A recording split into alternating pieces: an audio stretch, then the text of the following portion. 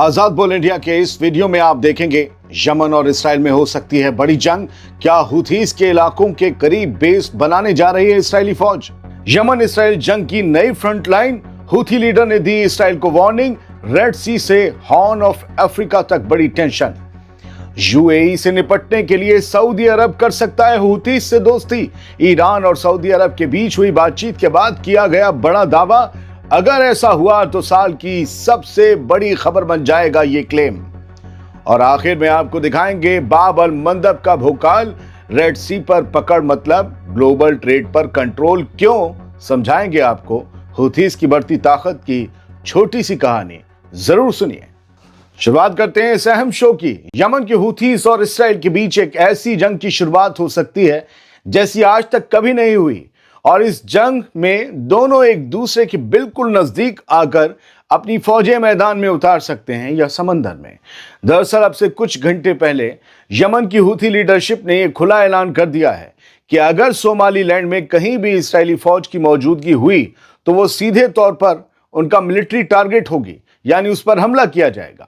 इस बयान के बाद साफ सिग्नल मिल रहे हैं कि अब इसराइल और यमन के बीच एक बड़ी जंग की जमीन तैयार हो सकती है और उसका सेंटर होगा सोमालीलैंड। वही सोमालीलैंड जिसे अभी 2 रोज पहले ही नेतन्याहू ने एक मुल्क के तौर पर तस्लीम किया।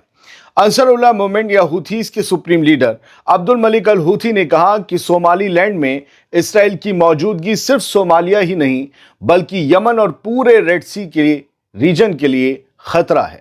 उनके मुताबिक ये एक खुला एग्रेशन है जिसका जवाब जरूर दिया जाएगा। दोस्तों, ये धमकी यूं ही नहीं दी गई, इसके पीछे एक बड़ी वजह है। दरअसल जिस सोमालीलैंड को इसराइल ने हाल ही में एक मुल्क के तौर पर तस्लीम किया, उसकी लोकेशन यमन के बहुत करीब है, बस बीच में एक पतली सी समंदर की पट्टी है। दरअसल हुथीस का डर यह है कि अगर इसराइल सोमालीलैंड में अपने मिलिट्री बेस और इंस्टॉलेशंस खड़ा करता है तो यमन पर हमला करना उसके लिए और आसान हो जाएगा। यही बात हुथीस को सबसे ज्यादा परेशान कर रही है, और हो सकता है कि फिर वो यहां पर सोमालीलैंड की तरफ से अपने रेड सी पर कंट्रोल करने की कोशिश करें, जो कंट्रोल अभी तक बाब अल मंदब की वजह से या उस रास्ते से हुथीस के पास है। खैर, खबर समझिए। पिछले 2 सालों में यमन की हुथी ताकत एक ऐसा टिकाऊ चैलेंज बनकर उभरी है जिसे ना तो इसराइल, ना अमेरिका और ना ही उनके गल्फ पार्टनर पूरी तरह कुचल पाए हैं। हर हमले के बाद हुथीस और ज्यादा अडेप्ट हुए, और यही बात इसराइल की सबसे बड़ी परेशानी बन चुकी है। ऐसे में सोमालीलैंड की एंट्री इस पूरे गेम को बदल सकती है। यमन के हुथी कंट्रोल इलाकों से सोमालीलैंड की दूरी महज 300 से 500 किलोमीटर है। हुदैदा जो मेन पोर्ट है, मेन बंदरगाह है हुथीस का, वो भी 500 किलोमीटर तक ही बताया जाता है, और ये कोई बहुत बड़ी दूरी नहीं होती। यानी इतनी करीब है कि यहां से इंटेलिजेंस जुटाना, समुद्री सिक्योरिटी, ड्रोन्स को गिराना और पूरे रेड सी रीजन की निगरानी करना आसान हो सकता है। जिस तरह कभी अजरबैजान के साथ स्ट्रेटेजिक पार्टनरशिप ने इसराइल को ईरानी एक्टिविटी पर नजर रखने में बड़ा एडवांटेज दिया था, उसी तर्ज पर अब सोमालीलैंड इसराइल को हुथीस के खिलाफ एक नया फ्रंट ऑफर कर रहा है।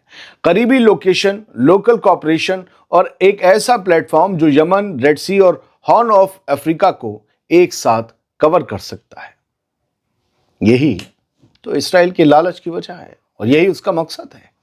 यही वजह है कि हुथीस इसे सिर्फ एक डिप्लोमेटिक कदम नहीं मान रहे बल्कि सीधे मिलिट्री थ्रेट के तौर पर देख रहे हैं। उनके लिए सोमालीलैंड में इसराइल की मौजूदगी का मतलब है यमन पर प्रेशर बढ़ना और उनके खिलाफ रेड सी में एक नया घेरा कायम होना। सीधी बात यह है दोस्तों कि हुथीस को रोकने में नाकाम रहने के बाद इसराइल अब जमीन बदल रहा है और इस नए खेल की बिसात बिछ रही है सोमालीलैंड में। अब आपको समझ आ रहा है कि 4 दिन पहले जब वो खबर हमने पहल दी आपको सबसे कि इसराइल वो दुनिया में पहला मुल्क बन गया है जिसने सोमालीलैंड, जिसे किसी ने तस्लीम नहीं किया, उसे इसराइल ने तस्लीम कर लिया नेतन्याहू ने। तो सिर्फ इस एक सोमालीलैंड से कितने मकसद हल हो रहे हैं।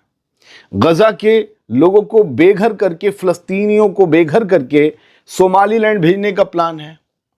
सोमालीलैंड तो घुटनों में झुक गया, अरे इसराइल वो मुल्क बन गया कि हमें अब यूएन में मेंबरशिप मिल जाएगी और लोग भी तस्लीम कर लेंगे, इसने हमें तस्लीम कर लिया। एक, गजा के लोगों को बेदखल कर दिया जाए सोमालीलैंड में। दूसरा, यहां अपने मिलिट्री बेसिस बनाकर यमन को कंट्रोल कर लिया जाए। और तीसरा जो हो सकता है, मैं आपको बता दूं, वो जो उधर उन्होंने स्वेज कैनाल बना रखी ना मिस्र वालों ने, और वो चुंगी काट के अपनी इकोनॉमी को बूस्ट करते हैं, हो सकता है कि यहाँ पर पहले इसराइल आए और फिर अमेरिका आए और फिर वो यहाँ पर एक बैरियर लगाकर यहाँ से चुंगी काटना शुरू करें, जहाज जाने वाले यहाँ से फीस दें।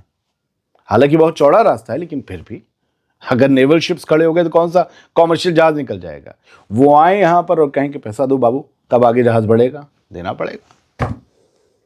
ये स्ट्रेटजिक लोकेशन इसराइल के पास वहां नहीं थी जो उसने फिलिस्तीनियों की जमीन कब्जा रखी, लेकिन सोमालीलैंड की जमीन पर ऐसा हो सकता है। दोस्तों, रिपोर्ट्स के मुताबिक बेंजामिन नेतन्याहू का प्लान सोमालीलैंड में मिलिट्री मौजूदगी बढ़ाने और रेड सी तक सीधी पहुंच बनाने का है।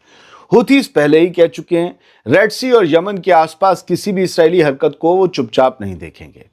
इसराइल के इस फैसले के खिलाफ सख्त मुखालफत सामने आ चुकी है। तुर्की, सऊदी अरब, मिस्र और कतर ने और ईरान ने भी इस तस्लीम को गलत बताया कि सोमालीलैंड को मुल्क नहीं माना जा सकता, वो सोमालिया का ही हिस्सा है। सऊदी अरब ने तो साफ कहा कि वो सोमालिया की यूनिटी यानी कि उसकी एकता और अखंडता और टेरिटोरियल इंटीग्रिटी के साथ खड़ा है। तुर्की ने इसे नेतन्याहू हुकूमत की एक और गैर कानूनी चाल बताया जो रीजन में इंस्टेबिलिटी फैलाने के लिए की जा रही है। अफ्रीकन यूनियन, ओआईसी और यूरोपीय यूनियन ने भी कहा कि सोमालिया की खुद मुख्तारी का एहतराम किया जाना चाहिए। सोमालीलैंड उससे कोई अलग मुल्क नहीं बन सकता। मतलब साफ है, सोमालीलैंड अब सिर्फ एक डिस्प्यूटेड इलाका नहीं रहा है। इसराइल की एंट्री ने इसे यमन और इसराइल के टकराव की नई फ्रंट लाइन बना दिया है। और हुथीज की धमकी ये बता रही है कि आने वाले दिन रेड सी और हॉर्न ऑफ अफ्रीका के लिए बेहद खतरनाक हो सकते हैं। ये खबर जो आपने अब तक देखी, ये पहली खबर थी और ये 28 तारीख की रात आए अल हूथी के बयान से 29 दिसंबर तक छपी खबरों का पूरा जुज था। अब दूसरी और तीसरी अहम खबर अहम है सर, और छोटी होगी। दूसरी अहम खबर सुन लीजिए। मिडिल ईस्ट की सियासत में एक बार फिर फोन लाइनें गर्म हैं। ईरान और सऊदी अरब के फॉरेन मिनिस्टर्स के बीच फोन कॉल हुई है और एजेंडा साफ है, यमन। सऊदी अरब यमन के उस हिस्से की वजह से परेशान है और ईरान इस हिस्से की वजह से फिक्रमंद। मतलब यह है कि यमन का मामला फिर हाई लेवल पर पहुंच गया है। इसी बीच दावा किया जा रहा है कि यूएई की पैरामिलिट्री फोर्सेस एसटीसी ने यमन में प्रो सऊदी गुटों पर हमला किया है। यानी जो कल तक साथ थे यूएई और सऊदी, आज वो आमने सामने आ खड़े हुए हैं। तो हर किसी को नया पार्टनर चाहिए। यहीं पर आकर कहानी और दिलचस्प हो जाती है। ईरान के फॉरेन मिनिस्टर ने यमन में हूथी लीडरशिप से भी सीधी बात की है। ईरान की खबरें देने वाले एक हैंडल ईरान ऑब्जर्वर ने एक्स पर एक बहुत बड़ा दावा करते हुए लिखा कि अब चर्चा चल रही है कि सऊदी अरब यूएई के दबाव को बैलेंस करने के लिए हूथी से मदद लेने के रास्ते तलाश रहा है। यानी हूथी से दोस्ती करके सऊदी और हूथी एक साथ लड़ सकते हैं यूएई के खिलाफ। यानी यमन में दुश्मन और दोस्त की लाइन फिर से कुछ बदल रही है, कुछ अलग हो रही है। आज का मुखालिफ कल का पार्टनर बन सकता है। सीधी बात यह है कि यमन सिर्फ जंग का मैदान नहीं बल्कि अब रीजनल पावर गेम का सेंटर बन चुका है। याद रखिएगा, ईरान की खबरें देने वाले एक मशहूर एक्स हैंडल ने यह दावा किया है, कंफर्मेशन नहीं है, इसीलिए दावे के एतबार से खबर आपको दिखाई है। दोस्तों, अब तीसरी अहम खबर अल मयादीन अखबार है लेबनान का, 29 दिसंबर को इसमें एक अहम खबर छपी है, पढ़ लीजिए।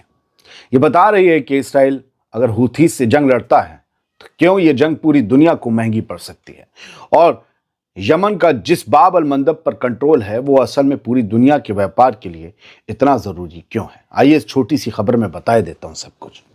अखबार ने इस खबर को टाइटल दिया है रेड सी का वाइल्ड कार्ड, यमन ने कैसे ग्लोबल समुद्री ताकत का गेम पलट दिया। अब इस खबर को समझिए जो जुज निकला है इस पूरी खबर से। दरअसल कई सालों तक दुनिया की नेवीज रेड सी को एक मैनेज्ड कॉरिडोर समझती रही। यानी वो मानती थी कि ये रास्ता जरूरी तो है लेकिन कंट्रोल में है, कोई खतरा नहीं है। लेकिन 2023 से 2025 के बीच ये सोच पूरी तरह टूट गई, बदल गई। वो यमन जिसे अब तक सिर्फ इंसानी तबाही और हाशिए की जियोपॉलिटिक्स से जोड़ा जाता था, वो 10 सालों की सबसे असरदार मैरीटाइम ताकतों में से एक बनकर उभरा। 10 साल में आप यमन की हुथीज का कंट्रोल मान लीजिए, वो उभरे हैं। अब बाब अल मंदब को समझिए, जो एक ऐसा गला है जो फिर से दुनिया की सांस बन गया है। यही इस पूरी कहानी का सेंटर है, बाब अल मंदब। दोस्तों, बाब अल मंदब स्ट्रेट एक पतली सी समुद्री पट्टी है जहां से दुनिया का करीब 12% तेल और करीब 1/3 कंटेनर ट्रेड गुजरता है, 1/3 बिजनेस दुनिया का। यमन की हूथीज की एंट्री ने एक कड़वी सच्चाई सामने रख दी, जिसे सालों से मैरीटाइम प्लानर्स नजरअंदाज करते रहे।